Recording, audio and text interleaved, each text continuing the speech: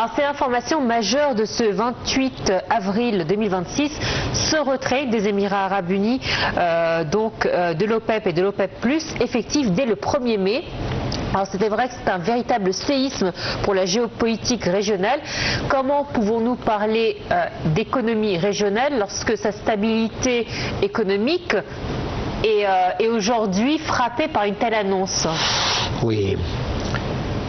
Il faut savoir qu'il y a quelqu'un qui se frotte les mains actuellement, qui s'appelle M. Trump, parce que ça lui fait énormément plaisir, parce que lui avait traité l'OPEP de voleurs, et que ce sont des pays qui volent les autres pays. Donc voir un pays qui se retrait de ce groupe, ça lui fait vachement plaisir. Pourquoi les Émirats Arabes Unis ont pris cette décision? Nous savons tous qu'avec cette guerre, les pays du Golfe, spécialement les pays du Golfe, producteurs de pétrole et de gaz, ont subi des frappes de la part de l'Iran. Oui. L'Iran qui a dit: tant que moi je souffre, je ferai souffrir tout l'entourage avec moi. Et sur ce, des puits ont été attaqués, des puits de pétrole, des gisements de gaz ont été abîmés, des raffineries cassées. Donc, il y a un petit bazar dans l'affaire. Et supposer que la guerre se termine ce soir, ce qui n'est pas vrai, à supposer que la guerre se termine ce soir, pour que la vie reprenne au même train qui était avant la guerre, il faut 2 ans. Les experts disent qu'il faut presque 2 ans, 24 mois. Ceci étant, les Émirats Arabes Unis, avant la guerre, avaient fait une grosse investissement, une grosse somme et investir dans la modernisation de leur système de pétrole, dans l'extraction, la raffinerie, le transport, manipulation. Donc ils ont investi lourdement dans ce domaine, mais malheureusement ils n'ont pas profité de ces investissements qu'ils ont faits. Or, les Émirats Arabes Unis, on leur a demandé leur quota de production est de 3 500 000 barils par jour. Or, ils sont très capables de produire au moins 4 millions de barils. Donc il y a 500 000 barils là-dedans qui sont stockés quelque part et dont les Émirats ne profitent pas. Et vu la situation actuelle et vu les dégâts, ils ont préféré se retirer. Donc ils n'ont plus de pression des autres pays de l'OPEP sur eux. On ne leur impose plus de quotas de production. Ils disent qu'ils vont travailler sur la production nationale, qu'ils vont décider eux-mêmes le prix avec lequel ils exporteront leur pétrole, et surtout que l'avenir de l'organisation de l'OPEP n'est pas du tout limpide, on ne le voit pas, c'est très incertain.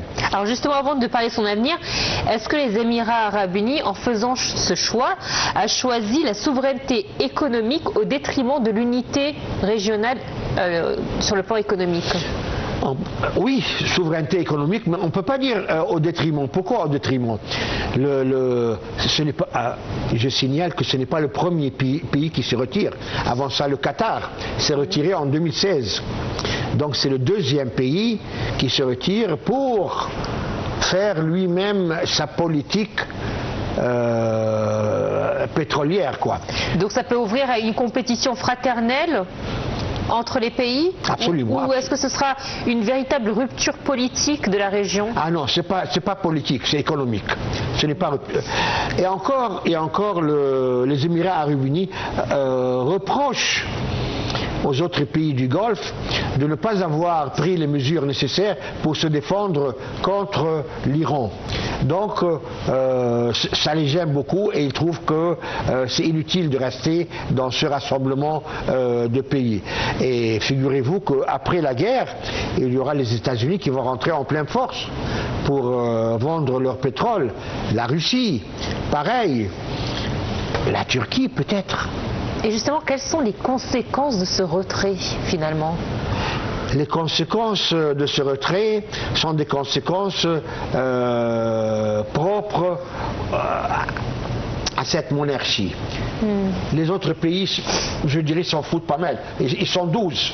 Donc, s'ils sont 11, s'ils sont 10, il y a quand même assez de pays pour faire une politique. Mais ils n'auront plus le pouvoir d'imposer le prix comme ils le faisaient auparavant, ni le pouvoir d'imposer une certaine politique. Je répète pourquoi, parce qu'après la guerre, qui se terminera je ne sais pas quand, tous les pays vont faire en sorte pour essayer de ramasser le maximum d'argent pour réparer la casse et pour réparer la perte qu'ils ont subie. Il ne faut pas oublier l'Iran. Qui va se mettre à lui aussi à produire un maximum pour pouvoir exporter. Donc la situation actuelle est qu'il y a un pays qui cherche sa souveraineté et qui cherche ses intérêts locaux et sa politique locale de gérer ses richesses. En plus, les Émirats arabes unis sont le deuxième pays avec un maximum de réserves mondiales.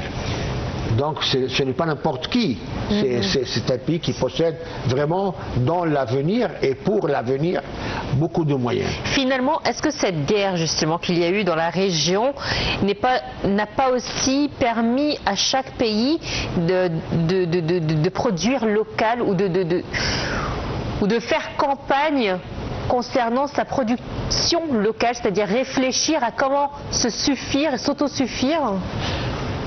Oui, vous avez raison, madame. Et cette guerre, comme je l'ai déjà dit, tout n'est pas négatif. Il y a une partie positive dans cette guerre, c'est que cette guerre a obligé et oblige et obligera les pays à trouver d'autres ressources de carburant, aussi bien le monde arabe, l'Égypte, aussi que l'Europe, que l'Asie. Et on sait très bien que l'Afrique, de plus en plus, maintenant, actuellement, les pays se tournent vers une économie et vers un carburant vert, et non polluant, durable. Et cette situation va pousser tous les pays qui hésitaient ou qui ont commencé à travailler plus et faire un forcing pour pouvoir. L'Égypte d'ailleurs, il a dit le Premier ministre, prévoit que fin 2030, qu'on ait 40% de notre énergie en énergie verte, soit avec de l'hydrogène vert ou énergie solaire ou de l'énergie éolienne. Et ça ne manque pas en Égypte. Le soleil, il y en a tout plein, et du vent, il y en a tout plein encore. Ça d'un côté. Mais l'Europe va actuellement se pose la question parce que est-ce qu'on peut dire que c'est le perdant de l'histoire puisque oui. il a la Russie qui le boycotte. Il a actuellement les États-Unis, ils ont tourné le dos aux États-Unis car ils ne sont pas d'accord avec sa politique étrangère. Et il y a la guerre au Moyen-Orient où il n'arrive pas à pouvoir en bénéficier. Donc aujourd'hui, il n'arrive plus à s'y retrouver dans l'histoire en fait. L'Europe et l'Asie, surtout la Chine. Et ce sont les deux les plus embêtés par cette guerre et par la perturbation de chaînes d'approvisionnement. Et tant qu'on parle de la Chine, permettez-moi de vous annoncer une nouvelle que je viens d'apprendre hier.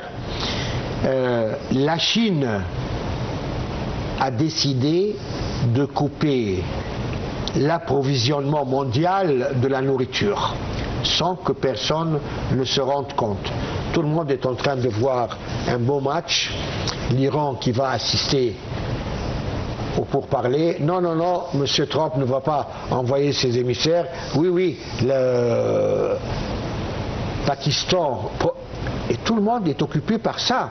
Et personne ne réfléchit à l'histoire de la Chine. La Chine va couper les approvisionnements de la nourriture au monde. Comment et quand? Le comment est le suivant. La Chine produit 90% d'acide sulfurique mis sur le marché au monde. 90% de sa production d'acide sulfurique. L'acide sulfurique provient du soufre. Donc 40% du soufre provient à la Chine à travers le détroit d'Ormuz des pays du Moyen-Orient. Et du fait que que les approvisionnements sont perturbés, que les chaînes d'approvisionnement sont perturbées, la Chine a décidé qu'à partir de mai prochain, n'exportera plus 1 mètre cube d'acide sulfurique. Et la raison? L'acide sulfurique, le mètre cube avant la guerre, coûtait $100. Actuellement, il coûte $600. Et ça, c'est avant la décision de la Chine. Donc la Chine se gardera l'acide sulfurique qui rentre dans l'industrie des engrais phosphatés, et ça, je tire plusieurs lignes derrière, en dessous. Donc les engrais phosphatés, ça rentre dans la fabrication des batteries électriques, ça rentre dans l'extraction du cuivre, ça rentre dans l'extraction du cobalt, ça rentre dans les raffineries, et autres encore, plusieurs industries. Et sachant que cette année, la récolte est déjà mauvaise, minable. Pourquoi? Parce que les engrais sont arrivés trop tard. Mais l'année prochaine, il n'y aura plus d'engrais, il n'y aura plus de récolte. Donc 2 années consécutives avec une récolte minable, on va ressentir les effets quand on ira faire les courses. Est-ce que ce n'est pas sa stratégie de départ, celle concernant la dédollarisation et cette rupture avec la monnaie unique et l'entrée du yuan sur le marché économique? Oui, mais la rentrée du yuan peut se passer avec les voitures électriques, mais là... Oui, mais là, là justement, il coupe pour pouvoir faire une monnaie d'échange avec pour objectif peut-être d'imposer sa monnaie. Oui, mais contre quoi? Ils ne veulent plus exporter, c'est fini. Ils vont exporter à personne l'acide sulfurique. C'est fini. Même les Indes qui ont besoin énormément et qui sont lésées cette année par ce manque d'engrais phosphate. Mais quel serait son but à la Chine? De couper les vivres, si on veut dire? Oui, oui, couper les vivres, oui. Quel est son intérêt? Parce qu'aujourd'hui, en coupant les vivres, qu'est-ce qu'elle bénéficiera de cette action? Elle sera le seul pays au monde qui possédera des récoltes, des denrées alimentaires, du blé, du riz, de la verdure et tout. Mais les autres vont attendre que la Chine veuille leur exporter des denrées alimentaires.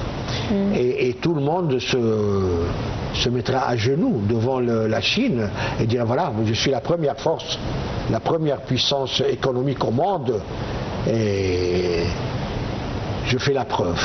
Voilà. Donc en fait, c'est terrible. C'est la vengeance de la Chine qui va frapper. Voilà. Pour revenir à la situation régionale, pouvons-nous espérer une baisse des prix ou craindre une instabilité des marchés financiers régionaux suite à cette fraction de l'OPEP?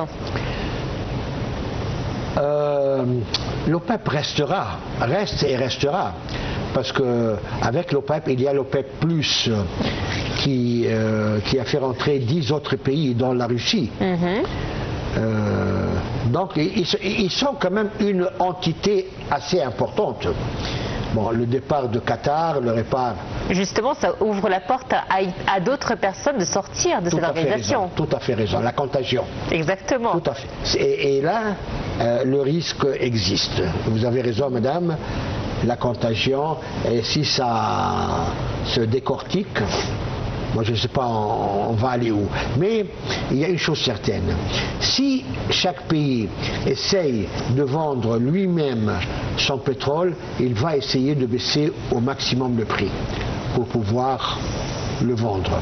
Ils ne feront pas comme l'OPEP qui décide d'un prix et tout le monde doit dire Amen. On achète avec ce prix. Et l'OPEP qui décide, on va produire tant de millions de barils par jour. Or, le marché a besoin de plus. Non, non, non, non, on ne va produire que ça. Alors, d'un autre côté, c'est dommage, mais d'un autre côté, je pense que des pays comme l'Égypte ou l'Afrique ou des pays en Asie vont profiter de ça. Parce qu'encore une fois, le Qatar, les Émirats vont essayer de vendre leur pétrole au prix qui les a offrant. Voilà. C'est sur cette note, j'espère positive, qu'on va prendre, donc qu'on va mettre fin à cette très belle échange. Merci ingénieur Nagui Victor de nous avoir parlé de tous ces thèmes de ce soir. Merci à vous. Merci madame. Quant à nous, on se dit à très bientôt, à la semaine prochaine avec un nouveau sujet. À très bientôt.